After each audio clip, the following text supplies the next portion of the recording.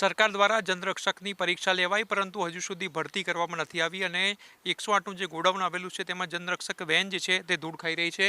દ્રશ્યો બતાવશું. 108નું જે ઓફિસ આવેલી છે તેની પાછળનો આ જે મેદાન છે તેમનું ગોડાઉન છે, તેમનું જે પાર્કિંગ આવેલું છે ત્યાં આ પ્રકારથી મોટી સંખ્યામાં જીપ જે છે 112 હાલ અહીંયા ધૂળ ખાઈ રહી છે. એટલે ક્યારે આનો ઉપયોગ થશે તે એક સૌથી મોટો પ્રશ્ન છે, કારણ કે માર્ચ મહિનાની અંદર 1200 જેટલા ઉમેદવારો જે છે તે સિલેક્ટ કરી લેવામાં આવ્યા હતા. ભરતી જે છે તેની પરીક્ષા લેવામાં આવી હતી. ઉમેદવારો સિલેક્શન પણ કરી દેવામાં આવ્યું છે, પરંતુ તેમને ઓર્ડર જે છે તે આપવામાં નથી આવ્યો. એટલે ક્યાંક ને ક્યાંક ઉમેદવારો સાથે તો અન્યાય થઈ રહ્યો છે, પરંતુ સરકાર દ્વારા આજે નવી વેન લાવવામાં આવી હતી, જીપ લાવવામાં આવી હતી, તે ક્યાંક ને ક્યાંક અહીં ગોડાઉનમાં જે છે તે ધૂળ ખાઈ રહી છે. એટલે સરકાર સમગ્ર મામલે ભરતી ક્યારે કરે છે તે પણ એક સૌથી મોટો પ્રશ્ન છે, કારણ કે પૈસાનો વ્યય થઈ રહ્યો છે, લોકોના ટેક્સના નાણાંનો જે છે તે વ્યય થઈ રહ્યો છે. જોઈ શકાય છે કે મોટી સંખ્યામાં અહીંયા જીપ છે 112, ખાસ કરીને જે 108 સેવા હતી, ફાયરની સેવા હતી, તેનો જે નંબર હતો તે બદલીને ફક્ત એક કોમન નંબર 112 જે છે તે હવે લાગુ થવાનો છે. ત્યારે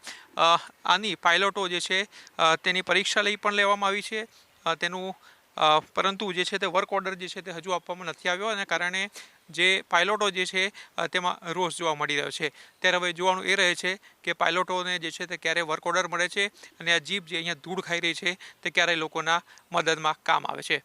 કેમેરામેન રીતેશ સાથે આશુતોષ ઉપાધ્યાય, ન્યૂઝ કેપિટલ, અમદાવાદ.